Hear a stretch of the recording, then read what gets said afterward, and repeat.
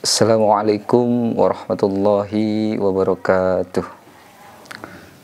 Bismillah, alhamdulillah, innal hamdalillah nahmaduhu wa nasta'inuhu wa nastaghfiruh wa na'udzu billahi min sururi anfusina wa min sayyiati a'malina may yahdihillahu fala mudhillalah wa may yudlilhu fala hadiyalah. Allahumma shalli wa sallim wa barik ala sayyidina Muhammadin ibni Abdillah wa ala alihi wa ashabihi wa man tabi'ahu wa mawalah. Asyhadu an la ilaha illallah wahdahu la syarikalah wa asyhadu anna Muhammadan abduhu wa rasuluhu la nabiyya ba'dah. Amma ba'du. Faya ayyuhal ikhwah ittaqullaha haqqa tuqatih wa la tamutunna illa wa antum muslimun.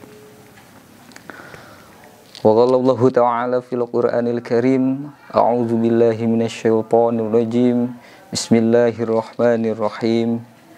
Ya ayyuhallazina amanu kutiba 'alaikumusyamu kama kutiba 'alal ladzina min qablikum la'allakum tattaqun. Shadaqallahul azim wa shadaqan nabiyul karim wa nahnu 'ala zalika minasyahidin wasyakirin walhamdulillahi rabbil alamin. Puji syukur mari kita panjatkan kepada Allah Subhanahu wa taala. Alhamdulillah, Allah telah memberikan kita nikmat yang paling utama, yaitu nikmat iman dan Islam, nikmat sehat walafiat, sehingga pada bulan Ramadan ini kita masih diberikan kesempatan untuk melaksanakan ibadah puasa. Mudah-mudahan ibadah kita ini dicatat dan diterima oleh Allah Subhanahu wa taala dan menjadikan kita selamat di yaumul qiyamah. Salawat beserta salam semoga tetap tercurah limpah kepada baginda alam, habibana wa nabiyana wa rasulana, Kangjeng Nabi Muhammad sallallahu alaihi wasallam, kepada keluarganya, kepada para sahabatnya, tabi'in, atba tabi'in, dan mudah-mudahan kita selaku umatnya mendapatkan syafaat dari beliau. Amin ya Allah ya rabbal alamin. Kaum muslimin rahimakumullah, pada kesempatan ini saya Al-Fakir mengingatkan diri saya atas kewajiban dari Allah Subhanahu wa taala untuk melaksanakan puasa di bulan Ramadan ini. Sekaligus usini wa iyakum, mengingatkan saya dan saudara-saudara kaum muslimin bahwa kewajiban puasa ini adalah fardu ain. Fardu ain itu kewajibannya tidak bisa kita wakilkan. Tidak bisa hanya dengan keterwakilan orang lain kemudian kita terbebas dari kewajiban tersebut. Artinya setiap muslim mukallaf berakal dia wajib melaksanakan puasa sebagaimana kewajiban sholat yang 5 waktu. Dia tidak bisa diwakilkan, alias setiap orang yang mukallaf wajib melaksanakannya, sehingga ketika tidak melaksanakannya dia berdosa. Sebagaimana kewajiban puasa, kewajiban sholat hukumnya fardu ain, berarti kewajiban mencari ilmu tentang puasanya pun, ilmu tentang sholatnya pun hukumnya menjadi fardu ain. Maka wajiblah kepada kita ketika kita mau melaksanakan ibadah termasuk sholat, dan hari ini kita berpuasa, wajib kita mencari ilmu kaifiyah bagaimana puasa kita agar sah, agar terhindar dari apa yang membatalkannya, apa yang merusaknya, apa yang menghilangkan pahalanya, dan apabila tidak mampu bagaimana solusinya dalam perjalanan, boleh buka atau tidak, ketika buka bagaimana solusinya, apakah perlu qada dan seterusnya. Dan ini wajib kita pelajari. Nah, sebenarnya ini hal yang sering kita lupa. Kita beribadah tanpa menguasai ilmunya, sebenarnya itu adalah dosa. Mempelajari ilmu hukumnya menjadi wajib. Sebagaimana sabda Kangjeng Nabi Muhammad SAW, dan ini adalah sudah sangat populer hadis sahih berikut ini. Pemirsa semua mungkin sudah pada hafal semua. Bagaimana? Thalabul ilmi faridatun ala kulli muslimin wa muslimatin. Wajib kepada kita muslim mukallaf untuk mencari ilmu. Tapi ketika kita baca dan gali lagi maksud hadis tersebut, di antaranya la yuftarodu, tidak diwajibkan, ala kulli muslimin wa muslimat, kepada orang muslim dan muslim perempuan, thalabu kulli ilmin, mencari seluruh ilmu. Sebenarnya yang diwajibkan itu tidak mencari seluruh ilmu, oh tidak. Bal yuftarodu alaihi, adapun yang diwajibkan adalah thalabu ilmi hal, mencari ilmu hal. Apa ilmu hal? Ilmu yang dibutuhkan saat itu, detik itu oleh orang Islam. Misal, kita diwajibkan oleh Allah iman kepada Allah, maka wajiblah kita mempelajari ilmu akidah. Sesukses apapun karir seseorang dalam pendidikan, dalam gelar, dalam ekonomi, dunia atau apapun, ketika tidak menguasai ilmu fardu ain maka dia gagal. Karena dia tidak menguasai ilmu yang wajib untuknya. Misalkan dia menguasai ilmu ekonomi, menguasai ilmu filsafat, atau apapun ilmu-ilmu yang lain, bukan tidak boleh dipelajari.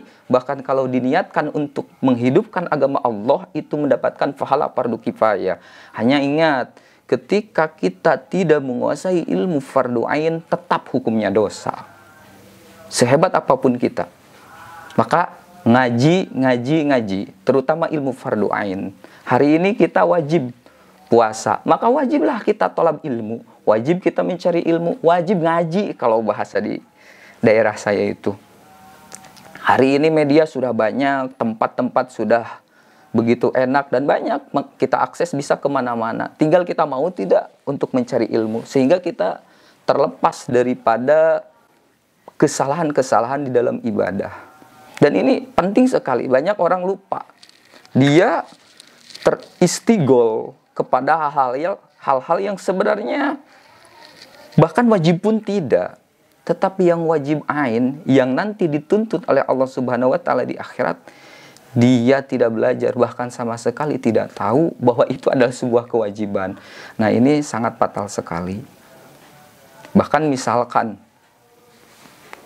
ilmu muamalah itu juga sebuah ilmu yang wajib. Bahkan Umar bin Khattab pernah melakukan sebuah keputusan bahwa yang tidak menguasai ilmu muamalah, ya sudah, tidak usah ke pasar. Nanti terjerat dosa-dosa seperti riba dan seterusnya. Maka wajib bagi kita. Ilmu hal itu yaitu, ketika kita diwajibkan oleh Allah iman kepada Rasul, maka wajib kita mengetahui ilmu akidah, ilmu aqaid itu. Wajib dipelajari. Wajib bagi kita sholat, maka wajiblah pada akhirnya kita mempelajari ilmu sholat, apa rukunnya, apa batalnya. Ilmu puasa juga sama. Misalkan di dalam madhab Imam Syafi'i, kita ketahui di dalam kitab-kitab kecil pun sudah ada, seperti kitab Safinah, kitab Sulamut Taufik, kitab Fathul Qorib, bahkan di kitab yang seterusnya seperti Palumi dan seterusnya, bahwa di dalam madhab Imam Syafi'i misalkan harus berniat tiap malam. Ketika tidak niat tiap malam, maka besoknya, kalau madhab Imam Syafi'i, wajib dia tetap imsak alias tetap berpuasa, dan di kemudian hari dia wajib juga qada. Lalu bagaimana menurut madhab lain? Misalkan madhab Imam Maliki, diperbolehkan dia berniat 1 bulan penuh saja dengan 1 kali. Tapi ingat, ketika kita lupa dan kita bermadhab Imam Syafi'i, kita lupa tidak berniat di malam hari. Lalu paginya kita mengikuti madhab Imam Maliki. Ingat, di dalam madhab Imam Maliki itu, lupa makan itu membatalkan puasa. Sehingga ketika kita niatnya pakai madhab Imam Syafi'i dan batalnya pakai madhab yang lain, nanti terjadi kerancuan. Boleh pakai madhab lain, misalkan madhab Maliki, tapi batalnya juga harus pakai madhab Imam Maliki. Sehingga nanti kalau lupa makan ya berarti batal. Begitu. Dan madhab-madhab yang lainnya. Artinya, hal-hal seperti itu kita wajib ketahui sebagai mukallaf. Misal, ada nih yang melakukan perjalanan, kemudian dia membatalkan puasanya. Sebenarnya ada syarat-syarat tertentu juga untuk bisa membatalkannya. Dan solusinya nanti seperti apa? Nah, ini kalau dibahas lebih dalam nanti akan panjang kembali. Hanya saja saya akan membaca kutipan dari satu kitab kecil yang biasanya kitab ini pun menjadi pokok di seluruh dunia, bahkan Ahlus Sunnah wal Jamaah, namanya kitab Sulamut Taufiq. Tentu para muslimin muslimat sudah mengetahui, terutama kalangan pondok, dan ini sepertinya sudah menjadi kitab wajib begitu. Saya bacakan kutipan sebagai penutup. Yajibu ala kulli muslimin mukallafin, wajib kepada setiap muslim mukallaf, alla yadkhula, tidak boleh masuk orang muslim mukallaf tersebut bisyai'in, terhadap sesuatu, hatta ya'lama, sehingga dia mengetahui ma ahalallahu ta'ala minhu wa ma harrama. Jadi tidak boleh seorang muslim mukallaf masuk terhadap suatu perkara yang dia belum ketahui apa yang Allah haramkan dan apa yang Allah halalkan terhadap perkara tersebut. Makanya ketika kita mau jadi pengusaha, wajib tuh menguasai ilmu muamalah. Bagaimana gade yang syar'i, bagaimana peminjaman, tukar menukar, bagaimana riba. Nah, sekarang musim lebaran nih, misal menukar uang 100.000 dengan uang 99.000 tapi baru. Nah, itu bisa terjerat riba kalau tidak tahu bagaimana cara solusi yang tepat untuk menghadapi itu semua. Makanya kesimpulannya, wajib ngaji, wajib ngaji, wajib ngaji, wajib ngaji. Siapapun, sesukses apapun, ketika tidak menguasai ilmu fardu ain, dosa. Apakah dia, misalkan dia kalau di pesantren salaf biasanya jago alfiahnya, mantek, balagoh, tapi tidak menguasai ilmu fardu ain, dosa. Bukan berarti tidak baik, itu semua luar biasa, hebat. Tetapi kalau tidak menguasai fardu ain, dosa.